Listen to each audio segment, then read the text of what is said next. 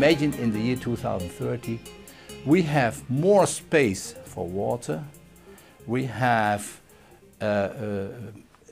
created bigger capacity for the rivers, and people are used to live with water. Mm-hmm. Well, we forgot that. The last decades we have arranged it so well that we forgot that it is obvious and that it's clear. Rotterdam has two major problems which we have to deal. And the first of it is that Rotterdam has to say out loud to the rest of the world, Rotterdam is safe now, Rotterdam will be safe in the future. Because Rotterdam cannot afford that people who want to invest, for example in the harbor, do not invest their money because they think we cannot deal with this, for example, sea level rise. So we have to be prepared for it. We are now, but we also have to be this for the future. The second major goal of Rotterdam is that we have to transform the threat of water, the amount of water that is coming to Rotterdam, into an opportunity for making more attractive living areas in Rotterdam.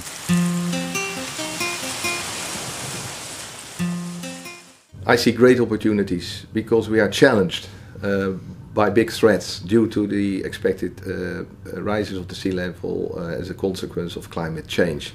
We really have to activate the knowledge that has already been developed in this region with respect to water protection, to generate new knowledge and to use the institutions that are already here and have worked in the past on research with respect to water management. So I think that the global challenges that we are facing now with respect to climate change and the specific position of this region, we are below sea level, but on the other hand we have a lot of knowledge centers, universities that have traditionally worked on that issue, that you really have something special to offer in this respect and to use for creating a better economic basis in this city.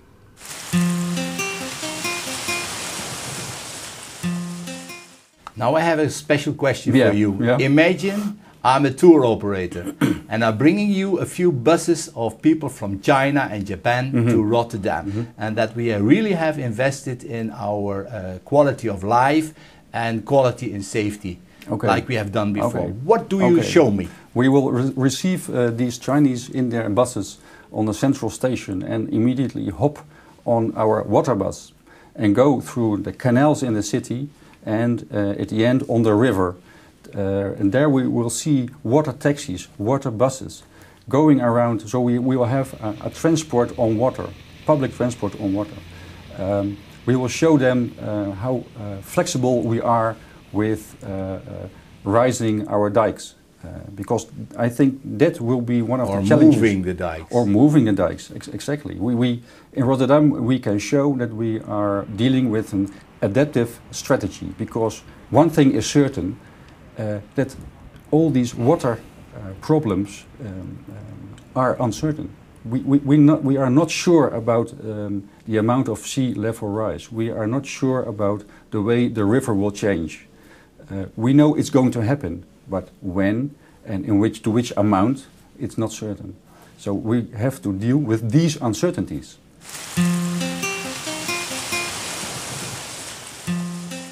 We need some innovations which combine solving water problems and making more attractive areas. You can think of using green roofs, or using water squares, or water under parking areas, water under buildings. But the essence of all these solutions, those innovations, is that they combine solutions for the water problem with the solution of an attractive city, of making more attractive public space or more attractive living environments. Water is a very important asset in the quality of life of people. People like to live on water locations. For leisure activities, water is important. It's also an asset that we have, the river, in connecting the various sites in a better way by developing a system of public transport over water, so that we can increase the accessibility of the locations on the river.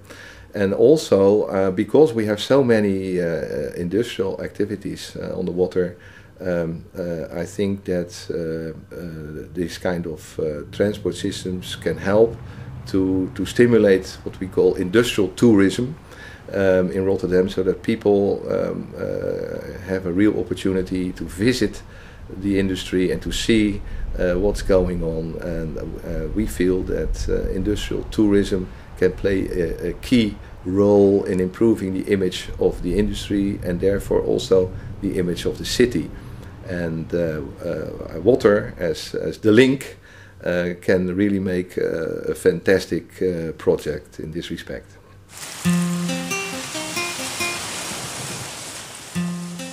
How can you convince the mayor of Rotterdam, Mr. Opstelten, to spend now 5% more on a new urban area to prevent that we have in 20, 30 years' time, we have problems with our climate and with our rainfall? I think it's quite easy to convince our mayor. Several reasons. Already now, these days, there is occurring a lot of flooding. Rainfall is helping us, we say as water experts. Basements sometimes are flooded, streets are flooded already. So this is a real urgent problem for the short term.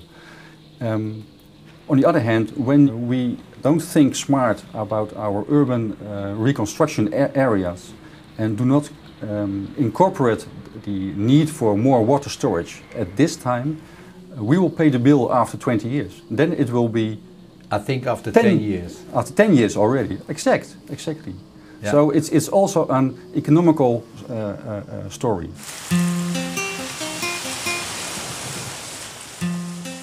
In the water plan to Rotterdam, we have calculated the vision to 2030, and the calculation ended up at 400 million euros, excluding the costs for raising the primary dikes. So you can imagine that this huge amount of money cannot be paid by the municipality of Rotterdam alone. But this is also not the way you have to solve it, because this is not only our problem, it's also the problems of water boards, it's also the problem of the national government, of even the European Union, corporations. So we need to do it together, we need to solve together, we need to look together to funds and also for different ways of making money for solving the problem. For example, for new water funds or something like that. So we are thinking on this, but this is a thing which needs a lot of more innovative ideas, and we are only at the beginning of the process.